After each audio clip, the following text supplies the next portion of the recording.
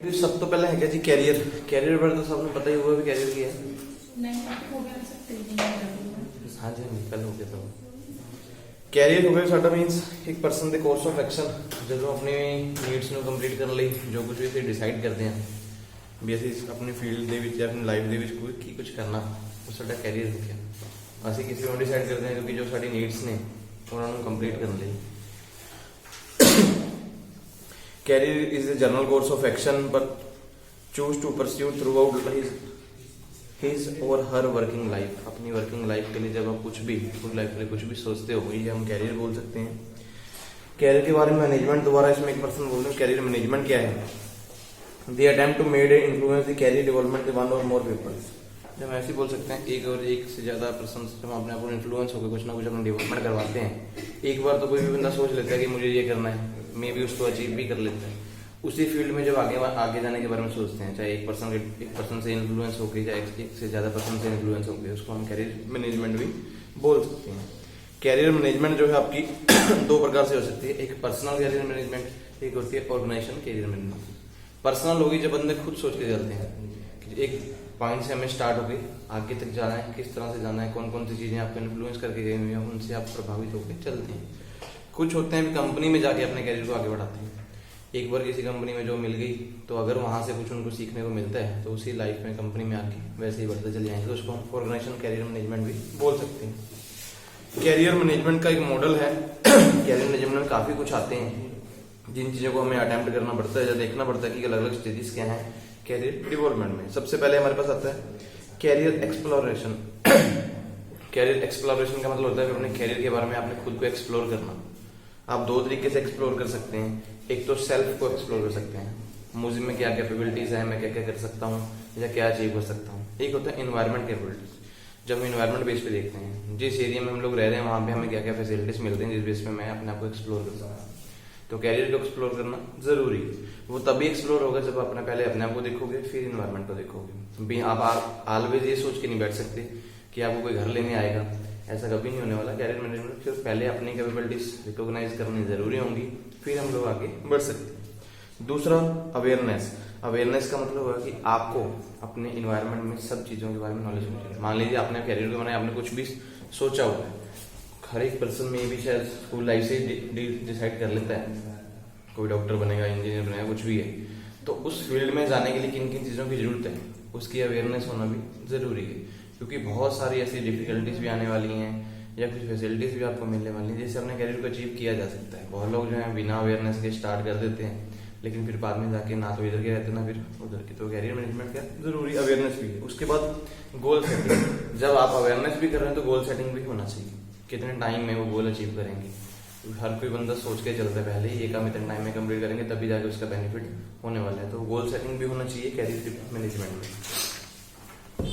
Fourth है strategy development. Strategy development का मतलब अपने कैरियर जो अपने कैरियर डिसाइड किया है या फिर गोल सेटअप किए हैं उनको अचीव करने के लिए जो आपने स्ट्रेटजी आज सेटअप की है फ्यूचर में वो अनप्रडिक्टेबल है। जरूरी नहीं है कि फ्यूचर में जो चीज आपने सोची हुई है कि वो चीज वैसी होनी है क्योंकि फ्यूचर के अनसर्टेन है, फिक्स होता नहीं है। तो स्ट्रेटजी में टाइम के अकॉर्डिंग डेवलपमेंट होना जरूरी है। कुछ चेंजेस हमारे वैसे ही होते चले। जैसे एग्जांपल बोलें कि जो बंदा आज सोच ले कि मुझे डॉक्टर बनना है तो डॉक्टर की स्टडी हम मान के चलें नियर अबाउट 1 करोड़ से ऊपर की है, आने वाले सालों में 2 करोड़ से ऊपर हो जाएगी। तो आज जो आप प्लानिंग कर रहे हो तो वैसे तो होने वाली है नहीं। सेम आपको वो स्ट्रेटजी में डेवलपमेंट टाइम के अकॉर्डिंग चेंजेस करते चले जाने होंगे। स्ट्रेटजी इम्प्लीमेंटेशन, ये भी ना हो कि आपने आज सोच लिया लागू कोई नहीं करते हैं ऐसा कभी नहीं होना चाहिए। टाइम से ही उसको इम्प्लीमेंट करना जरूरी है। आज अगर कहीं पे इन्वेस्टमेंट करने के लिए सोच लो तो आज से ही करो, कल के लिए मत सोचो भी कल आएगी तो कल सर करेंगे कि मे भी कल कोई बेनिफिट मिलेगा, ऐसा कभी नहीं होने वाला। कैरियर डेवलपमेंट में जो आज सोच लिया आज ही इम्प्लीमेंट करना जरूरी है। उसके बाद फीडबैक। फीडबैक ये नहीं होता कि आप किसी और से जाके फीडबैक लेंगे, अपने आप से ही फीडबैक लेना जरूरी होता है। कैरियर मैनेजमेंट में जरूरी है कि आप लोगों ने जो सोचा था कि आप उस फील्ड में आगे बढ़े तो कितना बढ़ गए और कुछ जरूरत है या नहीं है वो चीज भी आप आगे ले जा सकते हैं। फिर है कैरियर अप्राइजल। जिस तरह से कहते हैं आप आगे बढ़ते चले जाएंगे फीडबैक मिलता चल जाएगा कैरियर उतना ही अप्राइजल होता जाएगा। मीन्स आप खुद की प्रशंसा भी करना स्टार्ट कर सकते हैं या फिर लोगों से भी आपको प्रशंसा मिलना अपने आप ही स्टार्ट हो जाएगा। ये 7 स्टेज हैं किसी भी कैरियर मैनेजमेंट के लिए। कैरियर मैनेजमेंट के कुछ बेनिफिट्स क्या हैं? सबसे पहले तो एक तो क्या है कि कंपनी की जो परफॉर्मेंस है वो इम्प्रूव होती है। अगर प्रॉपर कैरियर मैनेजमेंट कंपनी तो करती है, आपको फैसिलिटीज देती हैं, तो ऑटोमोट पे परफॉर्मेंस इंप्रूव होगी। आप जो काम कंपनी में कर रहे हैं मे बी आने वाले टाइम में वो डबल भी आप कर सकते हैं, क्योंकि आपका एक्सपीरियंस नॉलेज इतनी बढ़ जाती है। रिटेन गुड्स टैलेंटेड एम्प्लॉइज, अगर कंपनी आपका कैरियर मैनेजमेंट करती है तो हमेशा वो टैलेंटेड एम्प्लॉइज को अपने पास ही रखती हैं, कभी भी वो जाने नहीं देती। कुछ भी कंडीशंस में आपको अंडर अप डाउन करवा के अपने पास ऑलवेज सेटअप रखेंगे। Reduction in the employee turnover या फिर एम्प्लॉय एट्रिशन, कंपनी में जो एम्प्लॉइज हैं वो छोड़ के जाना ही बंद कर देते हैं, लगातार कंपनी के साथ जुड़े रहते हैं। Effective employee deployment and development, जो इफेक्टिव एम्प्लॉइज होंगे उनकी डेवलपमेंट भी साथ के साथ होती चली जाती है। ऐसा नहीं खुद तो आगे बढ़ते ही बढ़ते हैं, साथ में जो जिन लोगों के साथ काम कर रहे हैं चाहे ग्रुप में या टीम में, उनको भी आगे साथ में ले जाते हैं। To improve employee engagement, company के साथ जो उनके रिलेशनशिप है वो और भी गहरे होते चले जाते हैं। मीन्स टाइम के अकॉर्डिंग आपको कंपनी उतनी ही फैसिलिटीज प्रोवाइड करना भी स्टार्ट करेगी। जैसे एग्जांपल बोलते हैं कोई अच्छी कंपनीज हैं बड़ी बड़ी, तो उनमें कम से कम अभी टाइम पीरियड से उन्होंने फिक्स कर रखा है। जो एम्प्लॉइज कंपनी में 10 साल काम कर गया वो कंपनी का रेगुलर एम्प्लॉय माना जाता है। जो कंपनी कहीं भी जाए वो उसको लीव नहीं करती, पूरी फैसिलिटीज उसको प्रोवाइड की जाती हैं। ये रूल है अच्छी अच्छी बड़ी बड़ी कंपनीज का। छोटी छोटी कंपनीज में नहीं बोल सकते, स्मॉल स्केल इंडस्ट्रीज जो हैवी स्केल इंडस्ट्रीज है वहाँ पे रूल है 10 साल आप काम करके तो आपको ऑन रोल का सर्टिफिकेट मिलता ही मिलता है, उसमें आपकी रिटायरमेंट भी करवाई जाएगी, सब कुछ करवाते हैं और फैसिलिटीज वगैरह भी आपको प्रोवाइड देते हैं। Career management for employees, employees के लिए कहते हैं कैरियर मैनेजमेंट कैसे हो सकती है। ऑलवेज कोशिश कीजिए कि उनको अपने साथ जोड़ के रखिए, उनकी फैसिलिटीज को प्रोवाइड कीजिए टाइम के अकॉर्डिंग। अगर उनकी प्रमोशन हो सकती है, जरूरी नहीं होता कि जो मान लो लेबर में पर्सन आए हैं कि वो स्टडी बेस पे ही डेवलप होंगे। कुछ लोग एक्सपीरियंस बेस पे अगर डेवलप हो सकते हैं या प्रमोशन हो सकते हैं, उनको प्रमोशन देते रहिए, तो एम्प्लॉइज की कैरियर मैनेजमेंट भी अपने आप हो जाती है। क्योंकि जब अपनी नीड्स बेसिक नीड्स से ऊपर उठ के अपनी और भी नीड्स कंप्लीट करना स्टार्ट करता है तो वो कैरियर मैनेजमेंट ही होती है। स्टार्टिंग में तो हर एक बंदे की यही सोच होती है कि मुझे रोटी कपड़ा मकान चाहिए, ये चीज मिल गई तो उसके बाद ही आगे के बारे में सोच सकता है। बहुत सारी कंपनीज फैसिलिटीज प्रोवाइड भी करती हैं। ये कंपनी में सबसे ज्यादा जरूरी है। जब भी आप किसी एम्प्लॉइज की मैनेजमेंट करेंगे तो साथ में उसका कैरियर मैनेजमेंट भी होगा। कैरियर मैनेजमेंट की स्किल्स कौन कौन सी हैं? 3-4 स्किल्स हैं जिस बेस पे कैरियर मैनेजमेंट हो सकती है। सबसे पहले लिखा है उन्होंने कैरियर लर्निंग एरियाज। आपको पता होना चाहिए आपके गोल क्या है, उसके कंपोनेंट्स हैं, क्योंकि बंदा डिसाइड तो कर लेता है मुझे ये करना है, उसके कंपोनेंट्स कैसे होंगे इस बेस पे आप चलते हैं। मान लीजिए आपने बोल लिया कि अपनी लाइफ, मैंने एग्जांपल पहले डॉक्टर की बोली, डॉक्टर बनने के लिए सबसे ज्यादा पैसे की जरूरत है, फिर ये भी आपको स्टडी की भी जरूरत है, प्लस डॉक्टर ऐसा तो नहीं है पढ़ जाएंगे +2 में मेडिकल कर लिए डॉक्टर बन के, ऐसा नहीं हो सकता। उसके लिए आपको आगे कौन लेके जाएगा, कौन बंदा नॉलेज देने वाला है, बीस फील्ड में कौन से एग्जाम देने हैं, कहाँ पे स्टडी करनी है, कहाँ से नहीं करनी, वो सब कुछ आपको पहले से ही एरिया में क्लियरनेस होनी चाहिए। दूसरा है लर्निंग मॉडल। आपको ये डिसाइड देखना भी होगा कि किस दिशा में जाके आप पढ़ने वाले हैं, कहाँ कहाँ से आप सीखने वाले हैं। ऐसा तो नहीं होता कि फील्ड में कभी ऐसे बोलेंगे कि सब कुछ आप एक जगह से ही सीख जाएंगे। अलग अलग लेवल पे अलग अलग चीजें आपको देखनी पड़ेंगी और सीखनी भी पड़ेंगी। वो फ्रेमवर्क आपको पहले से ही रेडी करके रखना होगा। थर्ड है लेवल। लेवल का मतलब हो गया अलग अलग सोच जो आपके कैरियर को सेटअप करने के लिए हैं, वो मॉडल्स भी आपके पास पहले से ही होने चाहिए। जैसे हमने पीछे 7 स्टेज पढ़ी हैं, वो सारी की सारी स्टेज आपको पहले से डिसाइड करनी होगी, वो लेवल मॉडल में हमारे पास आ जाता है। फिर उसके बाद आती है हमारे पास कैरियर प्लानिंग। कैरियर प्लानिंग एक प्रोसेस है जहां पर select career goals and path for this goals. Career planning की होगी, आप पहले गोल सेटअप कर लेते हैं, फिर उस गोल को कैसे अचीव करना है उसके लिए हम रास्ता सेटअप कर लेते हैं, उसको हम कैरियर प्लानिंग बोलेंगे। कैरियर प्लानिंग की जरूरत क्यों पड़ती है? अपनी बेसिक नीड्स को कंप्लीट करने के लिए। बेसिक नीड्स कंप्लीट होंगी तभी कैरियर प्लानिंग करता है बंदा। जरूरी नहीं होता कि हर बार आप स्टार्टिंग में जो कुछ चाहते हैं आपको मिल जाता है, तो कैरियर प्लानिंग हमें करनी पड़ती है। आज जो स्टार्ट करेंगे उसका आगे क्या बेनिफिट मिलने वाला है उसको भी हम कैरियर प्लानिंग बोल सकते हैं। अगर मैं जिस चीज के बारे में सोच के बैठा हूँ आज से अचीव कर स्टार्ट करूंगा तो मे भी फ्यूचर का उसका बेनिफिट मिलेगा। अपनी बेसिक नीड्स या फिर अपने सोसाइटी लेवल पे जो नीड्स हैं या फिर एनवायरमेंट बेस पे जो नीड्स हैं, सेफ्टी नीड्स हैं, सभी नीड्स को कंप्लीट करने के लिए कैरियर प्लानिंग की जरूरत होती है। कैरियर प्लानिंग के कुछ ऑब्जेक्टिव भी लिखे हैं। एक तो होता है कि कंपनी में राइट पर्सन्स को रिटेन करना, लेबर टर्नओवर को रिड्यूस करना, कंपनी की परफॉर्मेंस को बढ़ाना, कंपनी में सेटिस्फेक्शन लेवल को इंक्रीज करना, जॉब रिटेंशन रखना, जॉब सेटिस्फेक्शन रखना, प्लस एम्प्लॉइज में प्रोडक्टिविटी पर एम्प्लॉय इंक्रीज करवाना, कंपनी के ऑब्जेक्टिव जो है इजिली बेस पे अचीव करवाना, टाइमली गोल को अचीवमेंट करवाना, मोटिवेशन लेवल बनाए रखना, ये सभी काम जो हैं कंपनी में इसलिए जो है कैरियर प्लानिंग करवाई जाती है। कैरियर प्लानिंग की प्रोसेस क्या है? सबसे पहले कहता है बंदे को अपनी नीड्स के बारे में सोचना होगा। अगर कैरियर प्लानिंग करनी है, उसकी अपनी नीड्स क्या है उसको पता होनी चाहिए। दूसरा, एनालाइज कैरियर अपॉर्चुनिटीज, उस नीड्स को कंप्लीट करने के लिए उसके पास अपॉर्चुनिटी कौन कौन सी है, किस बेस पे बंदा काम कर सकता है। बहुत सारे लोग जो है अपनी कुछ फैसिलिटी, सबसे ज्यादा कमी तो होती है कि पैसे की वजह से अपनी जो डेवलपमेंट्स हैं वो करवा ही नहीं पाते हैं। बहुत लोगों के शौक जो है इसी चीज में रह जाते हैं। जैसे आज के टाइम में हम लोग देखते भी हैं, बहुत लोग जैसे स्टडी में होते हैं कि उनको स्टडी ही नहीं कंप्लीट कर पाते। लेकिन आज का टाइम तो अच्छा चल रहा है कि आप डिस्टेंस से स्टडी करके अपनी डिग्री, पोस्ट मेजर डिग्री सब कुछ कंप्लीट कर सकते हैं और साथ साथ एक्सपीरियंस वगैरह भी ले सकते हैं। तो ये फैसिलिटी चलो आज के टाइम में, लेकिन जो पहले बहुत सारे लोग ऐसे भी हैं जो आज के टाइम में भी ये काम कंप्लीट नहीं कर पाते। वो क्या होता है कि टाइम की शॉर्टेज की वजह से। तो आपको वो देखना होगा कि आपके पास कौन कौन सी अपॉर्चुनिटीज हैं जिसको आप यूज के अपने करियर को आगे ले जा सकते हैं। आइडेंटिफाइंग मैच एंड मिसमैच, आपके गोल के साथ जो भी अपॉर्चुनिटीज आपने देखी हैं उनको मैच करके देखिए, कौन सी आपके बेनिफिट के लिए है, कौन सी आपके बेनिफिट के लिए नहीं है। जो बेनिफिट वाली चीजें हैं उसको अपने साथ जोड़ सकते हैं। फॉर्मुलेटिंग एंड इम्प्लीमेंटिंग स्ट्रेटजीज बनाइए और उनको इम्प्लीमेंट करना जरूरी है। जैसे बहुत सारे लोग बोलते हैं कि मैं किसी कंपनी में जॉब कर रहा हूँ, ग्रेजुएशन की है तो मैं पोस्ट ग्रेजुएशन करता हूँ, उसका बेनिफिट मुझे ज्यादा मिलने वाला है, मे बी मुझे मैनेजर लेवल की पोस्ट मिल जाए या फिर मेरा प्रमोशन अच्छा हो जाए। तो हम लोग वो पहले से ही डिसाइड कर लेते हैं। फिर होते हैं रिव्यूइंग कैरियर प्लान्स, जो आप चीजों ने एक बार सोच लिया, स्टार्ट भी कर लिया, तो अपने कैरियर प्लान को रिव्यू भी करते रहना जरूरी है कि जो कुछ आपने सोचा था टाइम के अकॉर्डिंग आपको बेनिफिट उसका मिल रहा है या नहीं मिल रहा, ये कुछ भी आपका जरूरी हो। Role of employees in the career planning, career planning में एम्प्लॉइज के रोल क्या है? सबसे पहले बात तो हम ये देखते हैं कि हमारे पास एक फीडबैक फ्रॉम पीयर्स होना जरूरी है। जो भी हमारे साथ काम कर रहे हैं, जहाँ हमारे फैमिली मेंबर्स हैं, जो भी, उनसे फीडबैक जरूरी है। एम्प्लॉय का कैरियर प्लानिंग तभी हो सकता है जब आपको कोई गाइडेंस करने वाला होगा। गाइडेंस प्रॉपर मिल रही है तो इतनी अच्छी कैरियर प्लानिंग हो जाती है। गाइडेंस प्रॉपर नहीं होती तो बंदा एक साइड में खुद चला जाता है।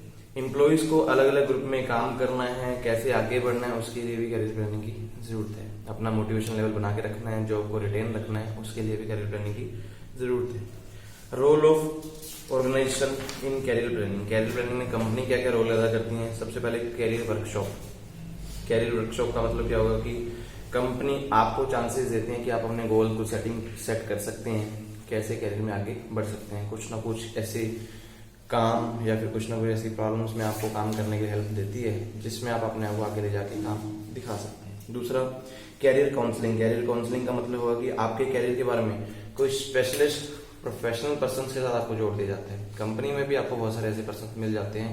जरूरी नहीं होता कि सभी कंपनी में सिर्फ शोषण ही होगा। कुछ पर्सन आपको ऐसे भी मिल जाएंगे जो आपके प्रोफेशनल बेस पे आपको बता सकते हैं कि आप लोग ये चीज कर लीजिए और उससे आगे भी बढ़ सकते हैं। थर्ड होता है कैरियर पैथ। कैरियर पाथ का मतलब कि आपको डायरेक्शंस कंपनी में ही मिल जाएंगी। अपनी लोअर लेवल से जॉब स्टार्ट करके हाई लेवल में कैसे पहुंचना है वो फील्ड आपको पहले से क्लियर होता चला जाएगा। Career planning guides. Career planning guides का मतलब कंपनी में जो स्टाफ काम करते हैं वो भी लगातार आपको गाइड करते रहते हैं कि परफॉर्मेंस अच्छी दीजिए, उससे आपका प्रमोशंस या फिर जो आपका बोनस वगैरह या फिर आपकी सैलरी जो टाइम पे इंक्रीज भी होंगी और धीरे धीरे आप अपना लेवल अचीव भी कर सकते हैं जिसके लिए आप आए हुए हैं। कैरियर सेंटर और इन्फॉर्मेशन सिस्टम। आज के टाइम में तो कहते हैं कंपनी में हमारे पास कैरियर सेंटर्स भी खुल जाते हैं। मोस्टली जॉब ओपनिंग, जो किसी और जगह पे जॉब चेंज करना है या न्यू जॉब भी लगना है, वो सब कुछ भी आपको एक कंपनी में रह के ही क्लियर होते चला जाता है। क्योंकि जब आप कंपनी में काम करते हैं तो आसपास का जो एनवायरमेंट है सबके बारे में नॉलेज आपको होती रहती है। न्यू जॉब जैसे भी कहीं पर ओपन होंगी, अगर आपके स्टडी लेवल पे या फिर आपके जो भी एक्सपीरियंस लेवल है उस बेस पे आप आगे भी डेवलप हो सकते हैं। Approaches to career planning system. Career planning system में कौन कौन से अप्रोचेस हैं? 2 अप्रोचेस हैं, एक पर्सनल बेस पे, एक कंपनी बेस पे। एम्प्लॉयज अगर अप्रोच देखेंगे तो एम्प्लॉयज क्यों देखते हैं कि उनको कैरियर में अपने नीड्स कंप्लीट करनी है, अपने एनवायरमेंट में अपने आप को सेफ फील करवाना है, इसके लिए ही देखते हैं। कंपनी देखती है कि जो लेबर टर्नओवर है उसको रिड्यूस करना है, लेबर को रिटेन रखना है, बेस्ट एम्प्लॉयज या फिर टैलेंट को भी अपने साथ जोड़ के रखना है ताकि कंपनी की परफॉर्मेंस में कभी भी डाउनवर्ड ना हो। ये था आपका टॉपिक। सॉरी, एक लिमिटेशन मैंने लिखी है। कैरियर प्लानिंग में लिमिटेशन भी है। सबसे पहले आता है ड्यूल कैरियर फैमिलीज। बहुत सारे लोग कैरियर प्लानिंग में ड्यूल लाइन में भी चलते हैं। हम लोग कुछ और सोचने वाले होते हैं, फैमिली बेस पे कुछ और भी सोचा जाता है, तो कई बार ये प्रॉब्लम भी आ जाती है। दूसरा लिखा कि लो सीलिंग कैरियर्स। बहुत सारे लोगों के लिए एडवांसमेंट्स सीलिंग हम समझते हैं जो चढ़ने का अलग अलग रास्ता होता है वो लो मिलता है। हम लोग सोच के तो बैठ जाते हैं कि ये चीज़ भी कंप्लीट कर लेंगे, वो भी कंप्लीट कर लेंगे, लेकिन एक्चुअल में जो रुकावटें हैं मार्केट में हमारे पास बहुत सारे निकल के आते हैं। उसके बाद डी सीलिंग कैरियर अपॉर्चुनिटीज, जो अपॉर्चुनिटीज हमें एक्चुअल में मिलनी चाहिए कई बार इकोनॉमिक फैक्टर की वजह से या फिर कोई इन्वायरमेंट फैक्टर की वजह से कई बार मिस भी हो जाती है। जिस बंदे ने जो चीज़ डिसाइड की होती है, मैं एग्जांपल जैसे बोलूँ भी अभी कोविड टाइम आया था, 2-3 साल में ना कोई जॉब ना कुछ भी नहीं था। बहुत लोगों की जैसे एज ही खत्म हो गई, इसमें कुछ लोग जो उस टाइम पे एग्जाम दे सकते थे वो उसका कोई किसी बंदे को बेनिफिट नहीं मिलता। कुछ लोगों की स्टडी जो है फ्री में ऐसे निकल गई, उसकी कोई वैल्यूएशन नहीं बनी, तो वो चीज़ें भी कई बार ऐसी प्रॉब्लम्स आती हैं। उसके बाद डाउन साइजिंग एंड कैरियर, कई बार मार्केट में ही अगर डाउन साइजिंग आ रहा है तो कैरियर जो प्लानिंग आपकी होती है वो फेल ही हो जाता है। मार्केट में से चटनी होना स्टार्ट हो जाता है, लेबर्स को हटाना स्टार्ट करते हैं, तो वहाँ पर भी कैरियर जो प्लानिंग खत्म हो जाती है। ये था आपका कैरियर प्लानिंग का टॉपिक जो हुआ कंप्लीट। नेक्स्ट टॉपिक जो हमारे पास है वो है परफॉर्मेंस मैनेजमेंट सिस्टम।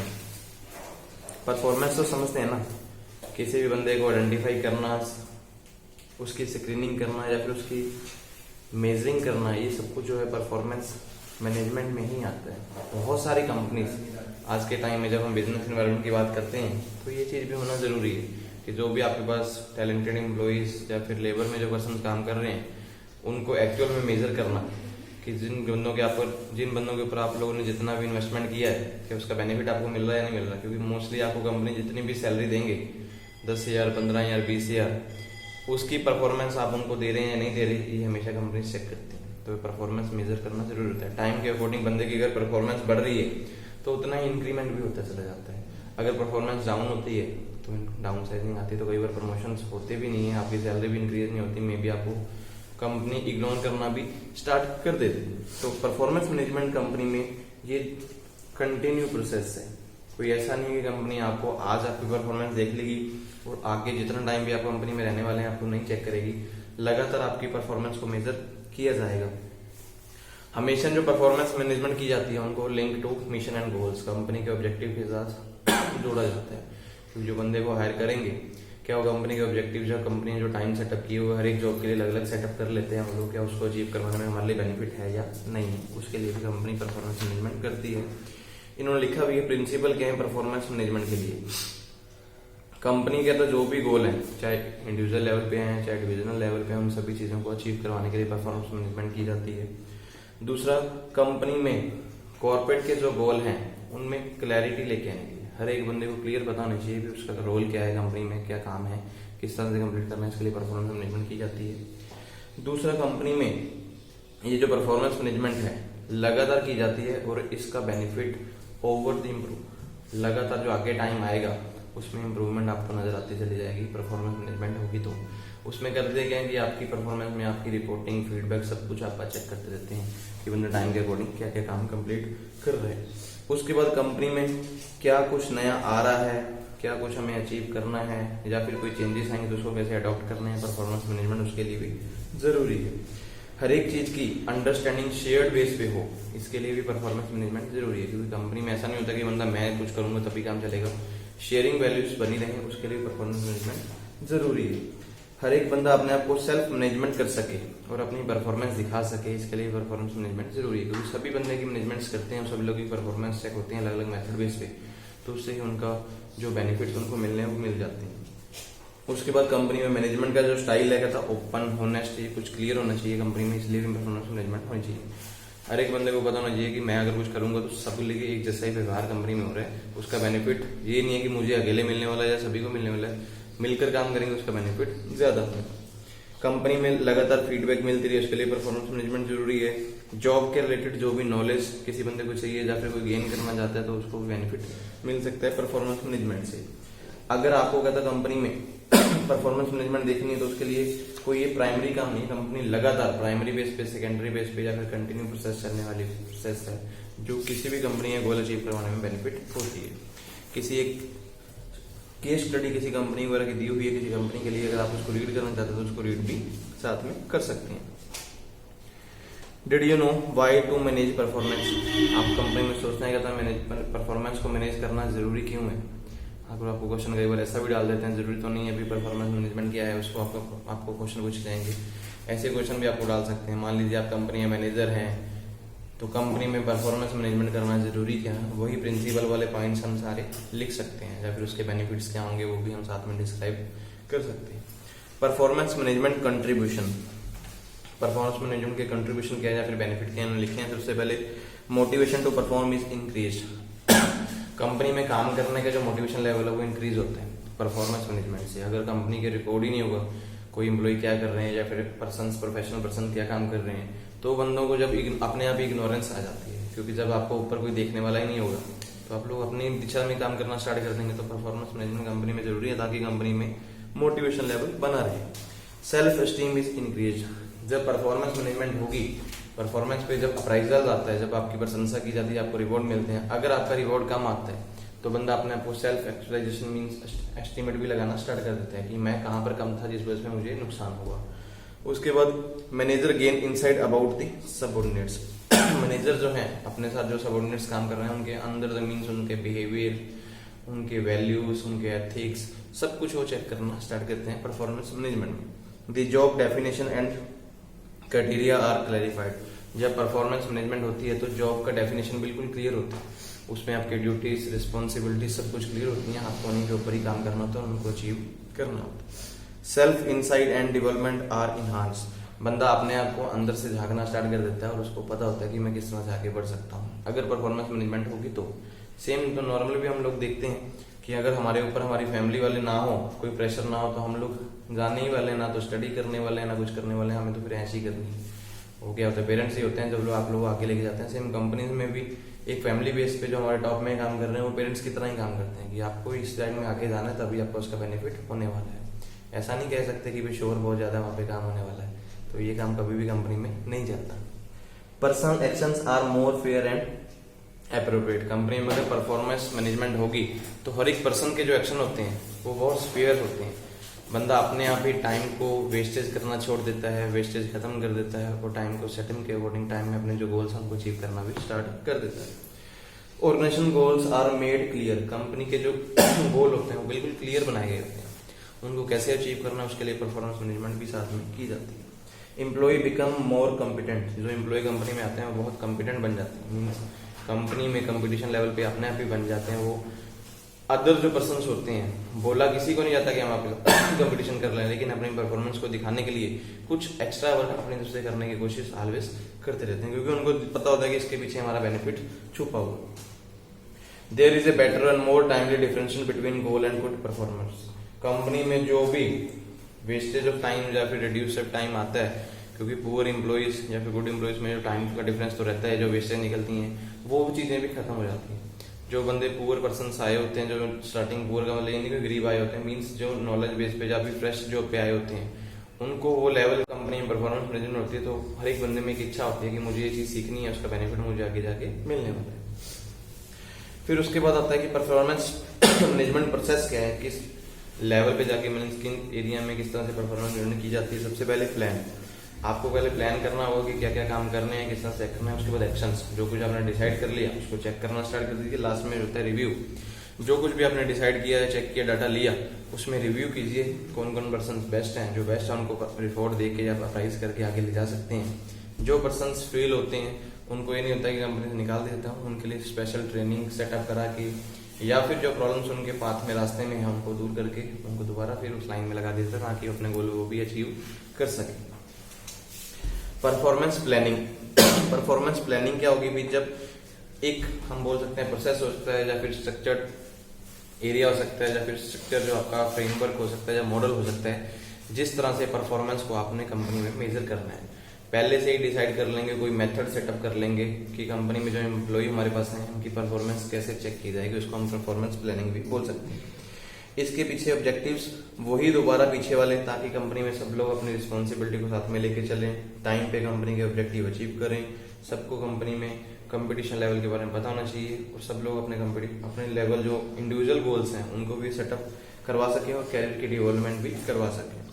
उसके बाद अदर ऑब्जेक्टिव भी लिखें, कई बार अदर ऑब्जेक्टिव मैंने लिखा है भी, कंपनी में कम्युनिकेशन लेवल बना रहे, प्रॉपर मोटिवेशन लेवल बना रहे, टीम वर्क बना रहे, कोऑर्डिनेशन लेवल बना रहे, ये सारे कंपनी में काम अगर क्लियर होंगे तो कंपनी में ऑटोमेटिक कंपनी गोल अचीव होते चले जाएंगे। फिर है इंपॉर्टेंस ऑफ परफॉर्मेंस प्लानिंग। वही पॉइंट हम दोबारा जो ऑब्जेक्टिव वाले हैं वही इंपॉर्टेंस में भी लिख सकते हैं, क्योंकि अलग से कुछ नहीं होता। Barriers to performance planning. Performance planning में परफॉर्मेंस की प्लानिंग करते हैं भी किस तरह से बंदे को चेकअप किया जाएगा, तो उसमें कुछ रुकावटें भी होती हैं। सबसे पहले रुकावटें हैं इंडिविजुअल बैरियर्स। कंपनी ने जो कुछ सोच के रखा होता है कि हम लोग आपकी परफॉर्मेंस इस तरह से चेकअप करेंगे या ये कुछ सेटअप करेंगे, जो पर्सन इंडिविजुअल कंपनी में काम कर रहे होते हैं उनके अपनी तरफ से, उनके अपने बिहेवियर बेस पे, अपने बेस पे, उनकी नॉलेज बेस पे, या कुछ पर्सन अपनी दिशा से आगे ही नहीं बढ़ना चाहते, अपनी पोजीशन से आगे नहीं जाना चाहते, उनकी बहुत सारी रुकावटें होती हैं जो परफॉर्मेंस को अच्छे तरीके से रिकॉर्ड होने देना ही नहीं चाहते। दूसरा ऑर्गेनाइजेशन की बैरियर्स। ऑर्गेनाइजेशन की बैरियर्स क्या होते हैं? ट्रेडिशनल जो मेथड है, अगर पुराने मेथड से चलते हैं तो एक्चुअल जो आज का टाइम है हम उस चीज को इग्नोर कर देते हैं।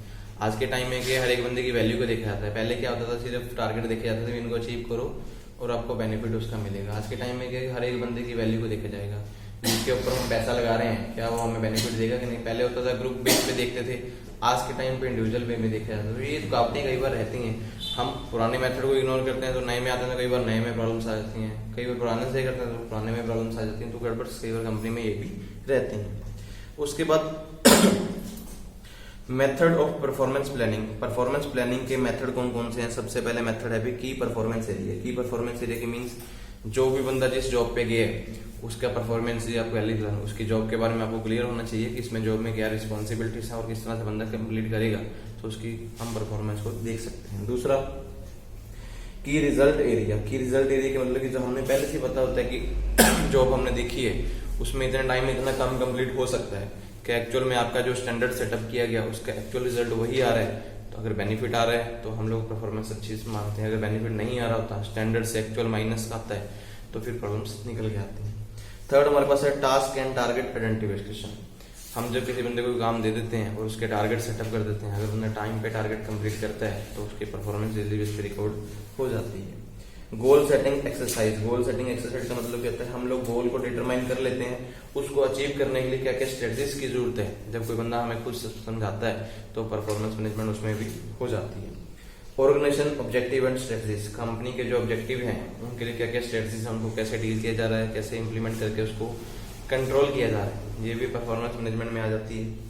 Assessment of organisation performance needs. Company की गोल को अचीव करने के लिए जो जो चीजों की जरूरत है उनकी नीड्स के बारे में जरूर कंपनी ने जो आपको सर्विसेज दी हुई है वो तो ठीक है। अगर कोई बंदा कुछ नया भी बताता है कि ये चीज फैसिलिटी देने से बेनिफिट हो सकता है तो उससे भी परफॉर्मेंस रिकॉर्ड हो जाती है। बहुत सारे कंपनी में एम्प्लॉइज आपको मिल जाएंगे जो कंपनी के बने हुए रूल्स एंड रेगुलेशन को चेंज भी करवा देते हैं। कई बार चेंज कैसे करवाते हैं कि अपनी तरफ से उनको लगता है कि ये काम इस तरह से करवा के दिखा जाए तो बेनिफिट हो। अगर बेनिफिट मिल भी जाता है तो परफॉर्मेंस अच्छी तरह से रिकॉर्ड हो जाती है। Setting organisation performance expectation. Company की जो एक्सपेक्टेशन है उनको कैसे हम सेटअप कर सकते हैं, ये भी परफॉर्मेंस प्लानिंग में आता है। Establishment performance management process. Company में परफॉर्मेंस मैनेजमेंट को एस्टेब्लिश करना है, वो प्रोसेस आप किस तरह से डिसाइड करेंगे। कंपनी को अपनी तरफ से कोई न्यू रूल्स एंड रेगुलेशन या फिर कुछ मेथड बता देंगे तो भी परफॉर्मेंस प्लानिंग हो सकती है। उसके बाद मेजरिंग द इफेक्टिवनेस। जो कुछ भी आप लोग सेटअप करके दे रहे हैं, जो कोई मेथड लगा के दे रहे हैं, उसका इफेक्टिवनेस अगर मेजर हो जाता है, एक्चुअली पता लगता है कि हाँ उसका बेनिफिट हुआ है, तो परफॉर्मेंस प्लानिंग वहां पर भी हो जाती है। फिर उसके बाद हमारे पास है परफॉर्मेंस अप्राइजल। जब आपने परफॉर्मेंस को मेजर कर लिया, रिकॉर्ड कर लिया, तो उसके बाद उसका काम आता है अप्राइजल, उसकी प्रशंसा करना। ये भी कंपनी में किया जाता है। परफॉर्मेंस रिकॉर्ड होने के बाद जब उसकी अप्राइजल करते हैं तो उसको परफॉर्मेंस अप्राइजल बोलेंगे, या फिर ऐसे बोल सकते हैं evaluating the performance and qualification of the job. जब किसी जॉब के लिए क्वालिफिकेशन को आप देखते हैं, जो आपने उसमें क्या क्या क्वालिटीज दिखाई हैं या अपनी परफॉर्मेंस को आपको इवेल्युएट किया जाता है, जिस बेस पे आपको रिवॉर्ड मिलते हैं, वे भी अप्राइजल्स में आ जाते हैं।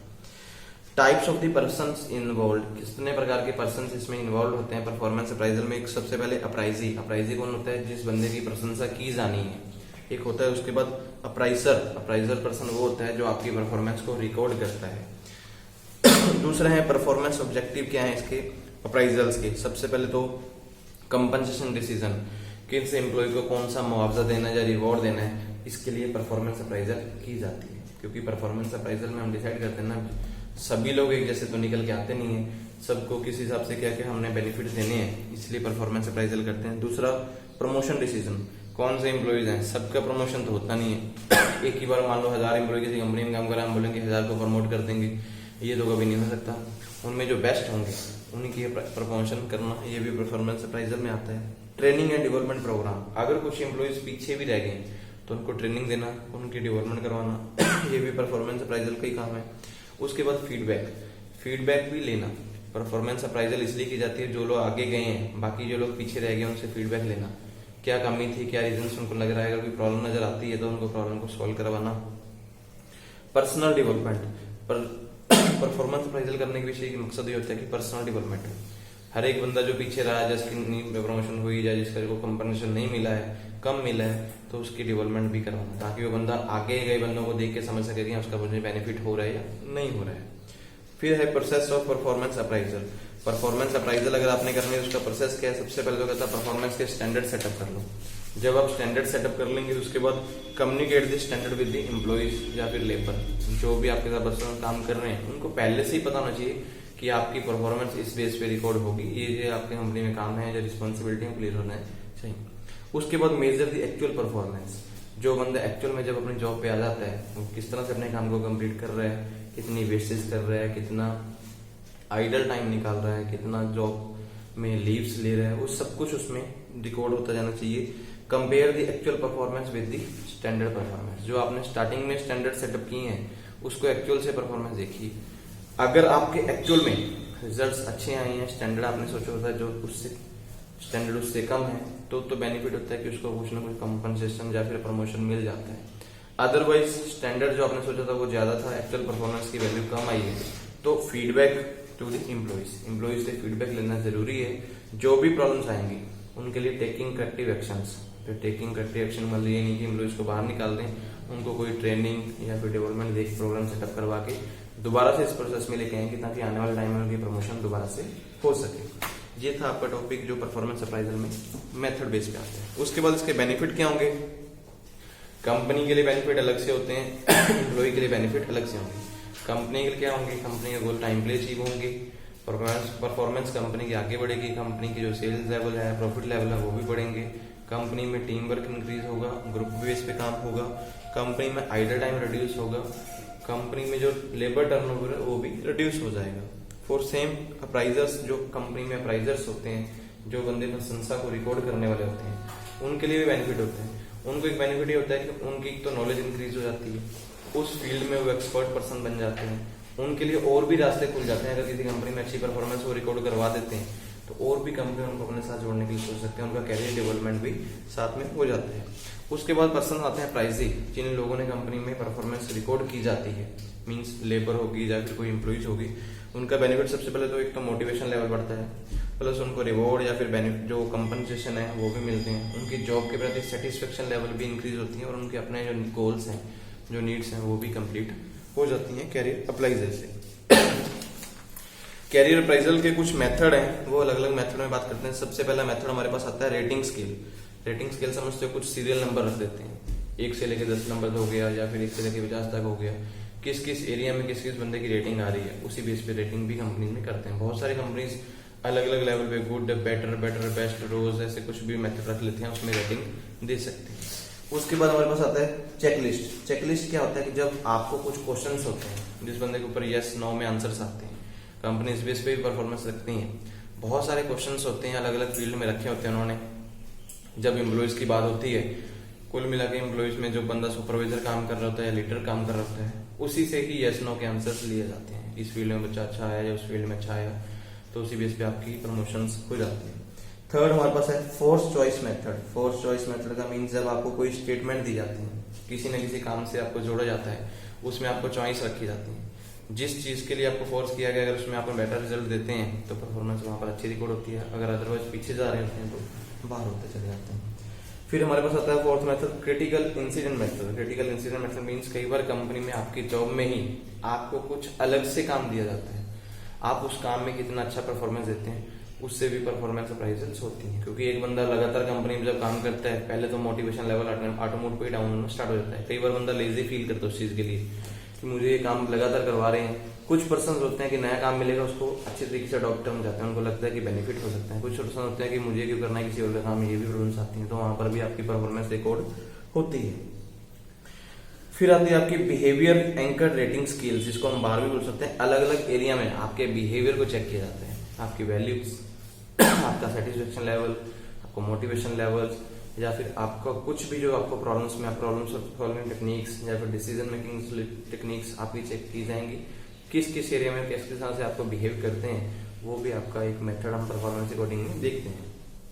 Field review method, field review method में वहां क्या होगा कि कंपनी में एचआर डिपार्टमेंट क्या करेंगे, फील्ड में जाके रिव्यू करेंगे। रिव्यू आपसे नहीं लिया जाएगा, आपके साथ करने वाले पर्सन से, या आपके साथ जो टीम वर्क लीडर्स हैं, जो आपका सुपरवाइजर है, या फिर कोई आपके लिए मॉनिटर वगैरह रखे हुए हैं, तो उनसे आपका फील्ड करवाया जाएगा। अलग अलग फील्ड में रिव्यू उसका जरूरी हो जाता है। उसके बाद annual confidential report, annual confidential report mostly supervisor के थ्रू ही बनती है।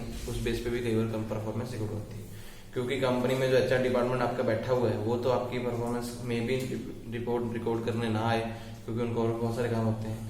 आपकी जो एनुअल कॉन्फिडेंशियल रिपोर्ट है वो किससे जाती है, आपके जो सुपरवाइजर्स होंगे, जो आपके टॉप पे जो पर्सन काम कर रहे हैं वही बना के देते हैं। उसमें आपकी परफॉर्मेंस वहां पर भी रिकॉर्ड हो जाती है। उसके बाद कॉस्ट अकाउंटिंग अप्रोच, आपको जो जिम्मेदारियां दी आपके ऊपर कितनी कॉस्ट लगी, उस कॉस्ट का आपने कंपनी को कितना बेनिफिट दिया, उससे भी आपकी परफॉर्मेंस अप्राइजल्स हो जाती हैं। मैनेजमेंट बाय ऑब्जेक्टिव, अगर एमबीओ भी एक टॉपिक है कि कंपनी ने जो ऑब्जेक्टिव पहले से सेटअप किए हुए थे, क्या उनको अचीव करते चले जा रहे हैं आप लोग। अगर अचीव हो रहे हैं तो आपकी परफॉर्मेंस अप्राइजल्स होती है, नहीं होती तो आपको परफॉर्मेंस में डाउन ही रखते हैं। असेसमेंट सेंटर, कई बार कंपनी में अलग अलग सेंटर्स रख देते हैं। जैसे एग्जाम्पल लिखा हुआ कि जर्मन आर्मी 1930 के एग्जाम्पल दिए कि जर्मनी की आर्मी ने असेसमेंट सेंटर सेटअप कर दिए थे कि हमारी आर्मी में जो पर्सन हैं उनको कैसे चेकअप करेंगे कि हमारे लिए बेनिफिट वाले हैं या नहीं है। जैसे आज के टाइम में चलता है आर्मी रोटेशन टाइम है, 2-2 साल के लिए आर्मी में रखते हैं। बाहर की हमारी कंट्री में नहीं, तो बाहर की कंट्री में ऐसा है कि 2 साल या फिर 3 साल के लिए। अभी हमारे यहाँ पर भी हुआ है ना, 4 साल के लिए हम आर्मी में पर्सन को रखने हैं, 4 साल बाद उनको हटाएंगे, जो पर्सन अच्छे होंगे उनको पक्के कर लेंगे, बाकी को छोड़ देंगे इतने पैसे देके, ताकि सब लोग बेनिफिट में हो, पता लगे कौन कौन अच्छे फील हो जाते हैं। क्योंकि सिलेक्शन तो बहुत लोगों का हो जाता है, लेकिन एक्चुअल में हमारे लिए फील्ड वाले पर्सन हैं या नहीं है, वो पर्सन तो नहीं अंदर फायरिंग वाले। एग्जाम्पल में कोई बोलता ना कि पीछे आया था भी बैठे, मुझे आंखें नहीं थी बंदा, मुझे फौज में रख लो, बोले क्यों रखना है भाई, अंधाधुंध फायरिंग करूंगा, कहता जब गोलियां चलानी होंगी भाई अंधाधुंध फायरिंग हमारी तरफ कर दी तो भी तो गड़बड़ है, तो वो चीज चेक करने के लिए प्रॉब्लम्स भी आ जाती है। फिर लास्ट में एक मेथड हमारे पास है 360 डिग्री फीडबैक। 360 डिग्री फीडबैक का मतलब कि पूरी कंपनी में अलग अलग डिपार्टमेंट से आपका फीडबैक लेना है, क्योंकि जरूरी नहीं कि पर्सन सिर्फ अपने एरिया में फाइल बेनिफिट हो, दूसरे लोगों के लिए हानिकारक भी तो हो सकता है कि अगर उनके साथ झगड़े आपके ज्यादा हुए हैं, वहां से भी आपकी फीडबैक लेना है, इसलिए 360 फीडबैक भी लेते हैं परफॉर्मेंस अप्राइजल्स में। फिर उसके बाद हमारे पास आते हैं परफॉर्मेंस अप्राइजल्स में कुछ एरर्स, वो भी हम पहले वाले एरर्स हम सेम लिख सकते हैं। इंडिविजुअल्स एरर्स भी होते हैं, कंपनी के अपने एरर्स भी होते हैं। हेलो इफेक्ट, हॉर्न इफेक्ट, हम लोगों ने कुछ सोचा और होता है निकलता कुछ और है, तो ये प्रॉब्लम्स भी आती हैं। उसके बाद कई बार बहुत सारे एरर्स जिनके बारे में सोचा नहीं होता वो भी निकल के आते हैं, कंपनी ने सोचा भी नहीं होता, ये चीजें भी हो सकती हैं, वो चीजें भी निकल के आ जाती हैं। सेंट्रल टेंडेंसी, कंपनी कुछ सोच के बैठी हुई है, आपने कोई परफॉर्मेंस कुछ और बेस पे दी है, तो ये भी एक एरर है। कुछ लोगों का अपना बिहेवियर बेस पे किसी चीज को इग्नोर करना चाहते हैं, नेगोशिएशन लेवल ज्यादा जनरेट होता है, प्रॉपर कंपनी में सपोर्ट ही नहीं मिलता, तो इस वजह से कंपनी में रुकावटें आती हैं परफॉर्मेंस अप्राइजल करने में। बेनिफिट, वही पॉइंट दोबारा से लिख सकते हैं कि कंपनी के बेनिफिट्स जो हमने पीछे पढ़े हैं कि टर्नओवर रिड्यूस होगा, गोल टाइमली अचीव होंगे, कंपनी में परफॉर्मेंस आगे बढ़ेगी, टाइमली सेल इंक्रीज होगी, प्रॉफिट बढ़ेगा, ये कुछ भी आ सकते हैं। डिसएडवांटेज क्या होंगे, एक तो कंपनी की कॉस्ट बढ़ती है, कंपनी को बर्डन भी बढ़ता है, कंपनी के प्रेशर्स बढ़ते हैं कि कंपनी में जो अच्छे एम्प्लॉयज हैं उनको रखना भी पड़ता है। कई बार ऐसा होता है कि कंपनी को बहुत ज्यादा कॉस्ट भी बढ़ती है इस चीज की, या फिर कई बार परफॉर्मेंस अप्राइजल करने में जो कॉस्ट बढ़ रही है, जो चीज हम चाहते हैं एक्चुअल में वो रिजल्ट्स मिलते ही नहीं, स्टैंडर्ड के अकॉर्डिंग ही हमारे रिजल्ट्स आते हैं, सॉरी स्टैंडर्ड्स के उलट ऑपोजिट हमारे रिजल्ट्स आते हैं, तो ये प्रॉब्लम्स भी जनरेट होती है। लास्ट में एक टॉपिक इसमें है पोटेंशियल अप्राइजल्स। पोटेंशियल अप्राइजल्स होते हैं किसी बंदे की कैपेबिलिटीज को अपने साथ रखना, जो उसकी एबिलिटीज है उसको रिकॉग्नाइज करना। इसके बारे में हम लोग कल बात करते हैं, छोटा सा टॉपिक इसमें आपका रह गया, इसको हम लोग कल देखेंगे।